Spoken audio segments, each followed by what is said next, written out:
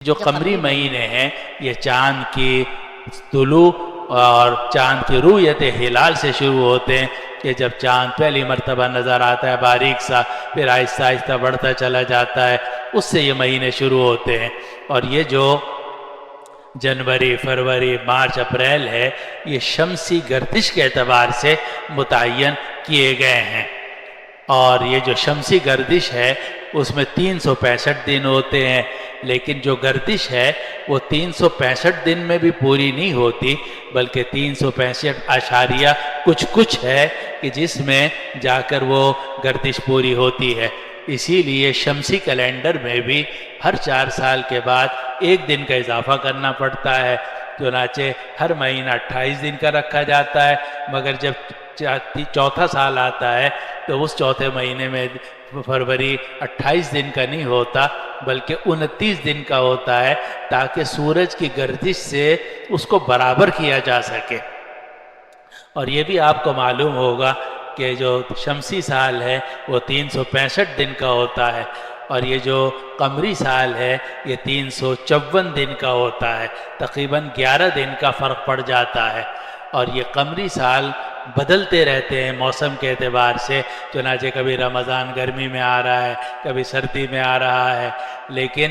جنوری ہے، جن علاقوں میں سردی ہے تو وہاں سردی ہے، اور جن علاقوں میں مثلا ساؤتھ کے علاقے میں جنوری میں گرمی ہوتی ہے تو وہاں ہمیشہ گرمی ہی رہے گی، تو وہاں موسم میں کوئی تغیر نہیں آتا، لیکن جو قمری مہینے ہیں ان میں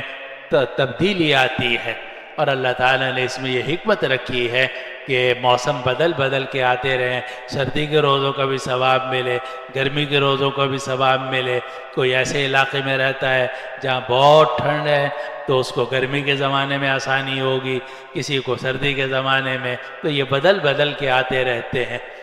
اور ہم جو روزہ رکھتے ہیں وہ بھی قمری مہینوں کے اعتبار سے رکھتے ہیں۔ ہم پر جو زکوٰۃ فرض ہوتی ہے وہ بھی چاند کے مہینے سے فرض ہوتی ہے۔ ہم میں سے بہت سارے ساتھی ایسے ہوں گے جو الحمدللہ زکوٰۃ نکالتے ہیں، لیکن اگر وہ شمسی مہینے کے اعتبار سے زکوٰۃ نکالیں گے تو ان کی تاریخ جو ہے ان میں 11 دن کا فرق آ جائے گا، 11 دن کا فرق آ جائے گا، کیونکہ زکوٰۃ فرض ہوتی ہے قمری مہینوں کے اعتبار سے، زکوٰۃ فرض ہوتی ہے قمری مہینوں کے اعتبار سے۔ اس لیے بہتر یہ ہے کہ آدمی قمری مہینہ اور قمری تاریخ متعین رکھے۔ شعبان میں کچھ لوگ زکوٰۃ نکالتے ہیں، کوئی رمضان میں نکالتے ہیں، کوئی رجب میں نکالتے ہیں، یہ ٹھیک ہے، لیکن اگر کوئی آدمی جنوری، فروری، مارچ کے اعتبار سے نکالتا ہے پھر اس کو 2.5% نہیں نکالنی چاہیے، بلکہ تھوڑا سا اضافہ کر کے 2.60% نکالنی چاہیے۔ ویسے تو زکوٰۃ فرض ہوتی ہے 2.50، 2.5 روپے ہر 100 کے اوپر، وہ بھی سال میں 1 مرتبہ، لیکن اگر آپ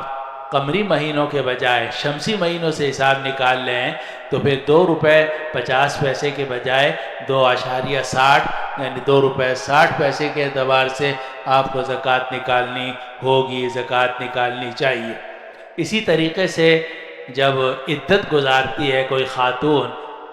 اور کسی عورت کے شوہر کا انتقال ہو جاتا ہے تو اگر 1 تاریخ کو اس کا انتقال ہوا ہو تو وہ عدت گزارے گی چاند کے مہینوں کے اعتبار سے، چاہے چاند کے مہینے 29 کے ہوں چاہے 30 کے ہوں، لیکن اگر وہ انتقال ہوا ہے 2 یا 3 یا 4 تاریخ کو پھر وہ عدت گزارے گی 130 دن کے اعتبار سے۔ جب بھی 130 دن پورے ہو جائیں گے، 4 مہینے 10 دن یعنی 130 دن جب پورے ہو جائیں گے تو اس خاتون کی عدت پوری ہو جائے گی۔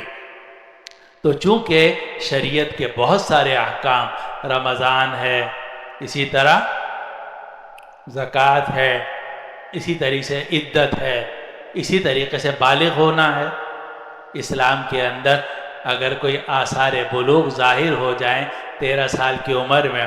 یا 14 سال کی عمر میں تو آدمی کو بالغ سمجھا جاتا ہے، لیکن اگر کوئی آثار ظاہر نہ ہو تو 15 سال کی عمر میں جب 15 سال پورے ہو جائیں گے ہم سمجھیں گے کہ یہ لڑکا اور لڑکی بالغ ہو گیا ہے، ہو گئی ہے۔